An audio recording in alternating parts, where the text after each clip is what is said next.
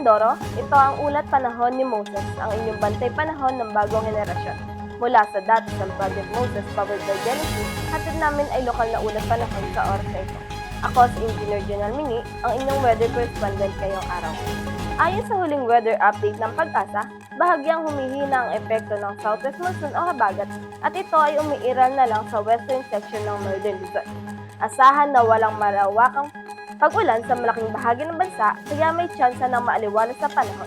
Ang mga mararanasang pag-ulan ay dulot ng localized thunderstorms maliban sa western section ng northern Luzon na naaapektuhan ng habagat.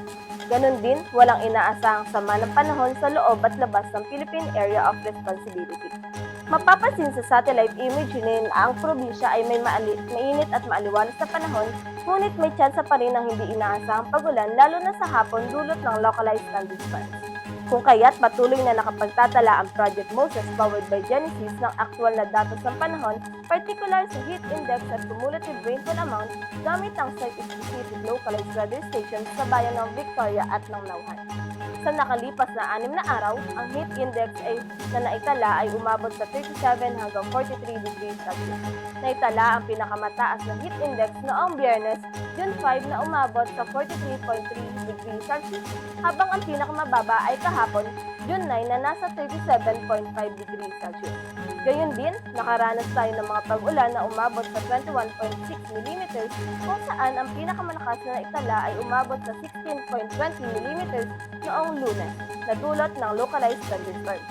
Sa susunod na mga oras, asahan pa rin ang mainit at malinsangang panahon na may mataas na tsansa ng hindi inaasahang pag-ambon o pag-ulan sa hapon dulot ng localized thunderstorms.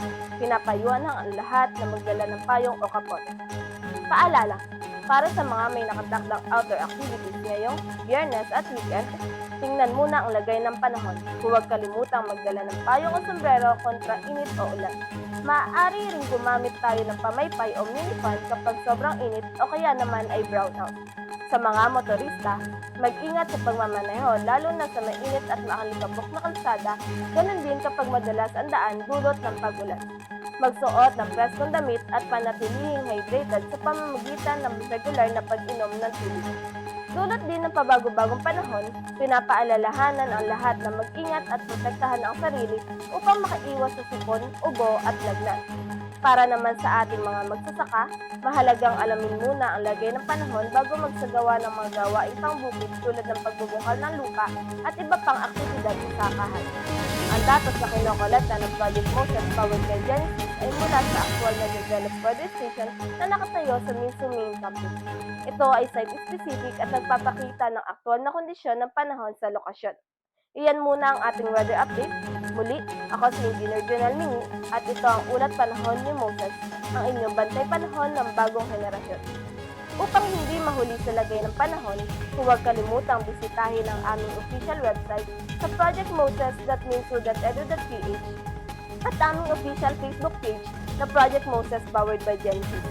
Para naman sa pinakabagong balita at anunsyo mula sa ating universidad, bisitahin ang official Minso website sa www.minso.edu.ph at i-follow ang ating official social media pages sa Facebook, Instagram at YouTube at The Minso Official. Magandang araw!